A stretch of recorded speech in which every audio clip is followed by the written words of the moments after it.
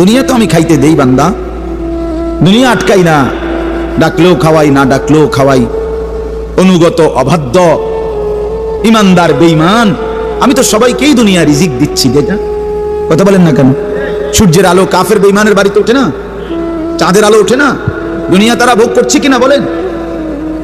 আল্লাহ তাআলা বলে, বান্দা দুনিয়া খাচ্ছ, ভোগ করছো, দুনিয়া নিয়ে মাতলামি করছো, এটারে খুব তৃপ্তির কিছু মনে করো না। দুনিয়া আমি কুত্তারেও খাইতে দেই।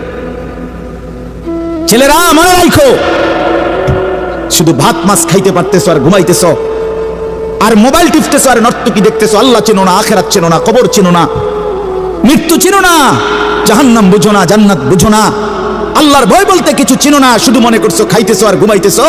রাস্তার কুত্তার দিকে তাকায়ও, ওই কুত্তাও খায় আর ঘুমায়, কুত্তাও খায় আর ঘুমায়, কুত্তাও পেশাব পায়খানা করে, কুত্তারও যৌন চাহিদা পূরণ হয়, এই জন্য কুকুরেরও বাচ্চা কাচ্চা হয়, হয় না? আল্লাহকে কেন ভুলে যাব আমরা?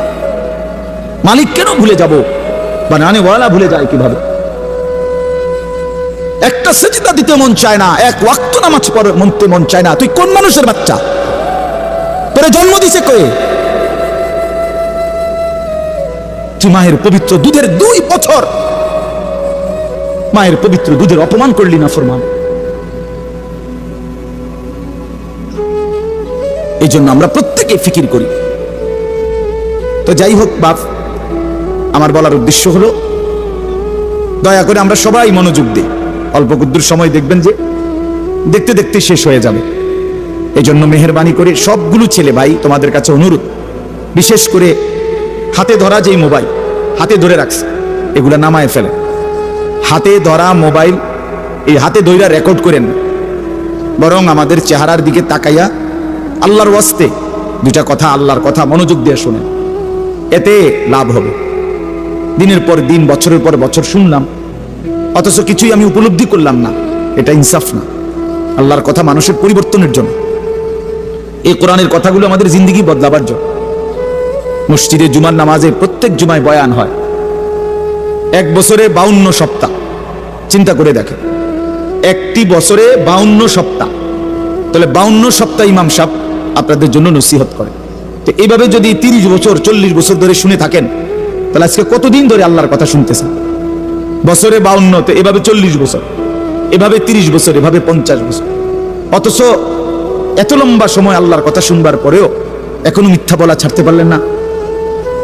এত লম্বা সময় আল্লাহর কথা বলা শুনবার পরেও বিড়ি সিগারেট খাওয়ার অভ্যাসটা ছাড়তে পারলেন না। এত লম্বা সময় আল্লাহর কথা শুনবার পরেও চা দোকানের আড্ডা বন্ধ করতে পারলেন না। নাচ গান দেখা, টেলিভিশন দেখা ছাড়তে পারলেন না। তো কখন ছাড়বেন বাপ? সময় হবে কখন? এক মুসলমান বাঁচে কয় বছর? হায়াত তো একেবারেই ছোট্ট, সংক্ষিপ্ত হায়াত।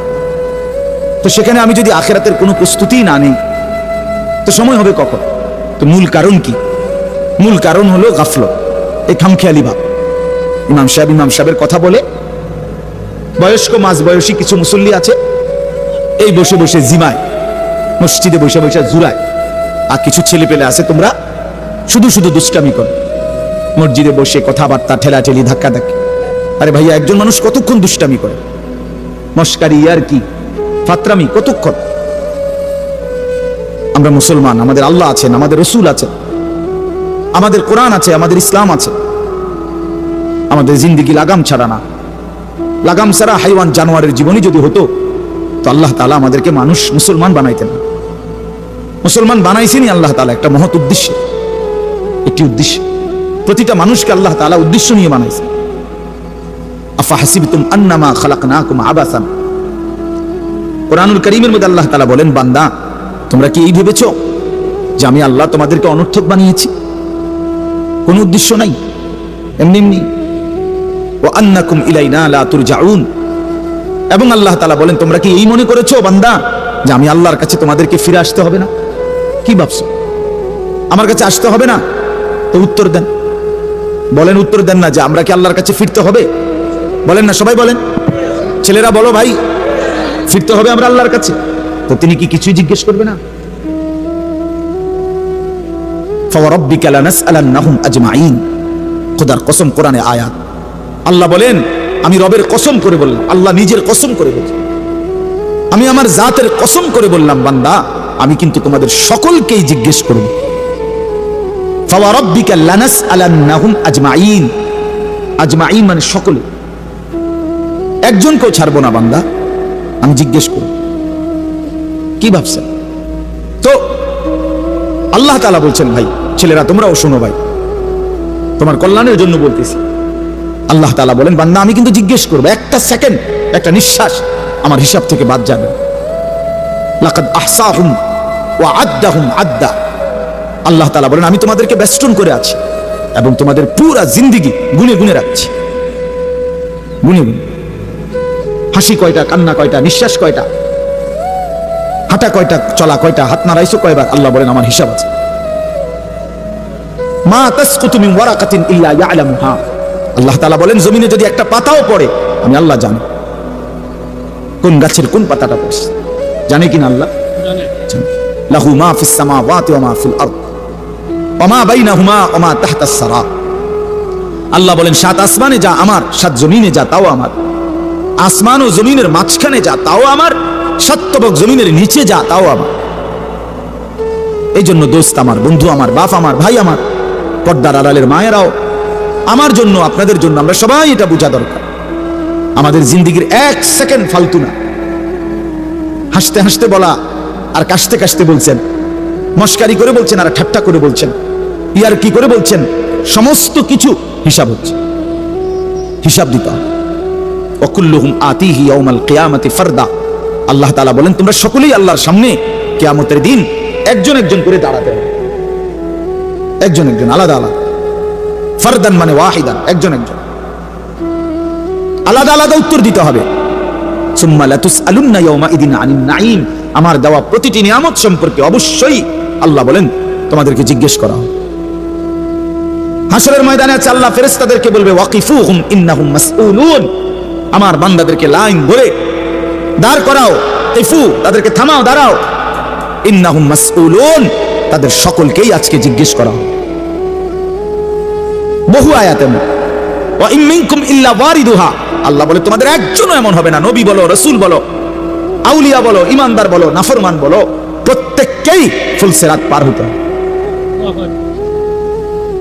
পার হতে হবে প্রত্যেককে। তার আমল নামার মধ্যে প্রত্যেকে হাতে নিতে হবে, হয় ডান হাতে নয় বাম হাতে। প্রত্যেককেই মিজানের পাল্লার সামনে আসতে হবে তোমার আমল নামা ওজনের জন্য। আল্লাহ তাআলা বলেন, বহু মানুষ তার আমল নামা নিজের জিন্দেগির কর্মকাণ্ড মিজানের পাল্লায় দিবে ওজনের জন্য। আহা, আল্লাহ বলে, কাফের, বেঈমান, নাফরমান, পাপী, ফালা নুকিমু লাহুম ইয়াউমাল কিয়ামাতি ওয়াজনা। সেদিন কিয়ামতের দিন মিজানের পাল্লাতে তাদের সারা জিন্দেগির সমস্ত কর্মকাণ্ডের এক বিন্দু কোনো ওজন আসবে না, 100 গ্রামও হবে না, 100 গ্রাম। জিন্দেগিটা শুধু ভাত তরকারি আর বন বিড়ি আর চা বিস্কুট আর বা ঘর বাড়ি বাজার ব্যবসা চাকরি টাকা রোজগার এর মধ্যেই শেষ করে দিছে। এই পুরাটা একসাথে ওজন দিলে কিছুই আসবে, কিছুই আসবে। আল্লাহ তাআলা বলেন, ফামান সাকুলাত মাওয়াজিনুহু ফাহুয়া ফি ঈশাতির রাদিয়া ওয়া মান খাফফাত মাওয়াজিনুহু ফাউম্মুহু হাওিয়া। যার মিজানের পাল্লায় আমল ভারী হবে সে অনন্তকালের সুখের জান্নাতে বসবাস করবে। যার আমল নামায় মিজানের পাল্লা আমল নামা হালকা হবে তো সে জাহান্নামের নির্মম ভীষণ আগুনের মধ্যে নিক্ষিপ্ত। এই জন্য দোস্ত সবাইরে বলি, শুধু এই এক বেলার ওয়াজ না, আল্লাহর কথা প্রতিদিন মনোযোগ দিয়ে শোনা উচিত।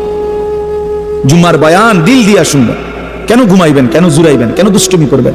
আল্লাহর কথার সামনে কোরআন শরীফে আছে, সরাসরি আছে। আল্লাহ বলেন, আমার কথা যার সামনে বলা হলো অথচ সে তার প্রতি মনোযোগী দিয়ে হলো না। আমান আযলামু মিম্মান যুক্কিরা বিআয়াতি রাব্বি ফাআরাযা সুম্মা আ'রাযা আনহা। আল্লাহ বলেন, আমার কথা যার সামনে পেশ করা হলো অথচ সে তার থেকে বিমুখ, মনোযোগ দিল না। আল্লাহর কসম, আল্লাহ বলছে তার চাইতে বড় জালেম আর কেউ নেই। ওইটা নিকৃষ্ট জালেম, ওটা সীমা লঙ্ঘনকারী বেয়াদব, যার সামনে আমার কথা বলা হচ্ছে অথচ সে আমার কথার প্রতি মনোযোগী না। কার সাথে গাদ্দারি করছিস বেটা? কার সাথে? কত বড় মালিকের কালাম, কলিজা ছিঁড়ে যাওয়ার কথা, দিল নড়ে উঠবার কথা। তাকশাইরু মিনহু জুলুদুল্লাযীনা ইয়াখশাউনা রাব্বাহুম। আল্লাহ বলে, কোরআন তো আমি এমন নাজিল করেছি, আমার ঈমানদার বান্দা যখন শুনবে তো তার শরীরের চামড়ার উপরে যে পশমগুলো আছে সেগুলো দাঁড়ায় যাবে। বুঝছে? এই জন্য বাপ আমার, বন্ধু আমার, এতক্ষণ লাগাই আপনাদেরকে এই কথাটাই বুঝাইতে চেষ্টা করলাম। আজকের জন্য না, জিন্দেগি পরিবর্তনের জন্য আল্লাহর কথা দিল দিয়ে শুনতে হয়। ছোট হুজুর বড় হুজুর কোনো কথা না, আপনাদের গ্রামের হুজুর আর বাহিরের হুজুর কোনো কথা না। আমিও গ্রামেরই, আমি কোনো মাটির তলের থেকে আসি নাই, চাঁদের দেশ থেকে আসি নাই, ঠিক কিনা বলেন না? আমিও এক গ্রামের সন্তান, তো আমিনও এক গ্রামের সন্তান, মৌলানা ইয়াহিয়াও এক গ্রামের সন্তান, হুজুরও এক গ্রামের সন্তান। তাহলে স্থানীয় না দূরের এটা কোনো কথা না, প্রধান বক্তা না বিশেষ বক্তা এগুলো কোনো কথা না, সকালে বলছে না আসরের পরে বলছে এগুলো কোনো কথা না। রাত 10টা বাজে ওয়াজ করলে উনি প্রধান বক্তা, আর আসরের পরে বয়ান করলে উনি সামান্য বক্তা। এই সিদ্ধান্ত কে দিল বলো? কথা এটা কেমনে ফয়সালা হইল? মাগরিবের পরে ওয়াজ করলে উনি বিশেষ বক্তা, তো নবী সাল্লাল্লাহু আলাইহি ওয়াসাল্লাম কোনোদিন মাগরিবের পরে বয়ান করে নাই, কথা বলেন না, ফজরের পরে বলে নাই, তো কাজে এটা কোনো বিষয় না, এগুলো ধোঁকা। এই প্রধান বক্তা, বিশেষ বক্তা, অল্প বক্তা, সামান্য বক্তা, সাংঘাতিক বক্তা, ভয়ঙ্কর বক্তা, সিরিয়াস বক্তা, উড়াধুরা বক্তা, এগুলো ধোঁকা। বরং আল্লাহর কথা যিনি বলেন, যখনই বলেন তিনিই দামি। আপনার এলাকার হুজুর বললেও দামি, দূরের হুজুর বললেও কি, আপনার মসজিদের ইমাম বললেও দামি, অন্য মসজিদের হুজুর বললেও দামি। এই জন্য এটা গুরুত্বপূর্ণ। এটা যদি আপনি দিলে বসান তাহলে মাখলুক থেকে নজর সরবে। ব্যক্তির মোহর কোনো বিষয় না, জনপ্রিয়তা কোনো বিষয় না, আল্লাহর ইচ্ছা। আল্লাহ কখনো কাউকে 1000 মানুষের জন্য কবুল করে, কেউ 100 জনের সামনে বলে, কেউ একজনের সামনে বলে, এতে কোনো অসুবিধা নেই। কথা বলেন না কেন? কোনো অসুবিধা নেই। আমার জিন্দিগির 20 বছর, তা আমরাও তো একসময় 10 জন 5 জন মানুষের সামনে কথা বলছি, তো কি হয়েছে এতে? কি হয়েছে কি? এই জন্য ভাই বাবা, প্রত্যেকের দিল থেকে মাখলুকের খেয়াল সরাবেন যে আমার আল্লাহর কথা হচ্ছে।